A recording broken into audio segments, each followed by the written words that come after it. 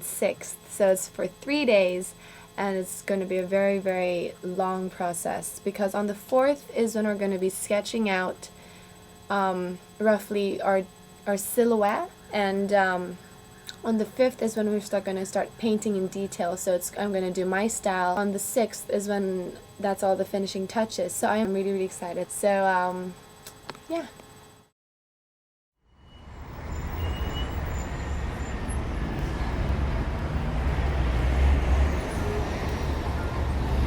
This place used to be the old police quarters for married policemen. We're given this place for each family a room to use. After so many years, they decided to close it down because it's getting old, but they don't want to bring it down because it looks like Bauhaus style and old heritage, so they decided to preserve it. But they cannot just save it like that empty. So now they are using it for some cultural and art function.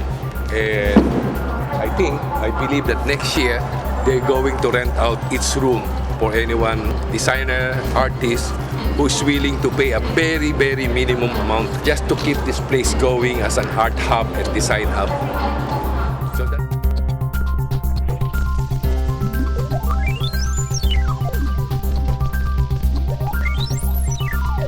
The first day was just getting the composition on the 8x4 meter canvas.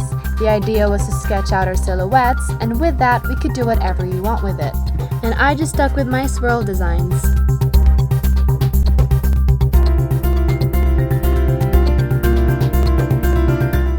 We started the second day nice and early. I met my dad at 9 a.m. and once we arrived, we organized the paint we needed and headed straight to work.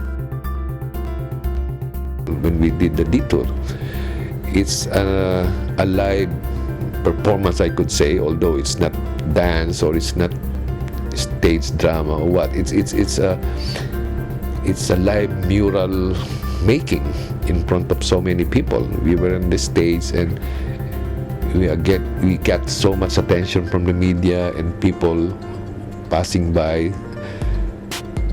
watching us do a very big mural step by step, from sketch to actual painting it and finishing it in front of those people, which is nice.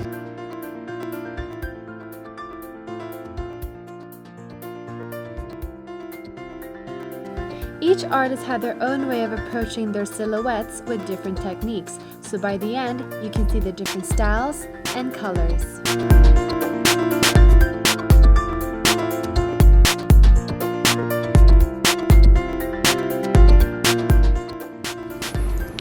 Well, mural painting is really a good way of expressing ideas, and it is, especially if it is done in public, it's one way of expressing your talent to a lot of people, to let them see what you're doing. As a whole, it's just a good experience to paint together. last word, finally it's over. It's over with the exhibition. It's over with the mural. Almost over at least. Some little touch-up. I think everyone is satisfied. What's next? Relax first. And then preparing bigger works for Cultural Center and Museum of Modern Art next year, which is slated September 1st to September 17th.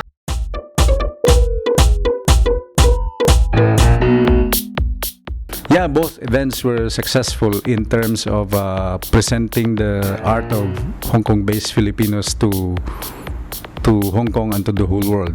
Because here, many people came from other countries as tourists.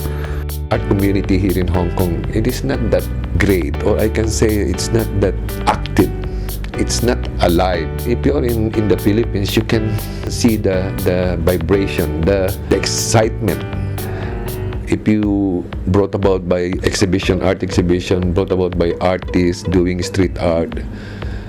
And even if you go to the mall, there are some small galleries, And you can see how the community or the society takes the exhibition with heart.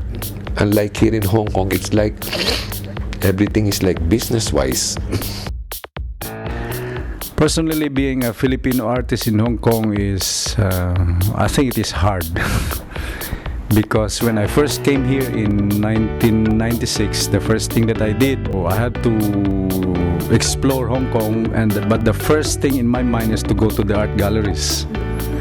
And of course, because that time she's the one supporting me, I had no job yet. It will be boring to just go around.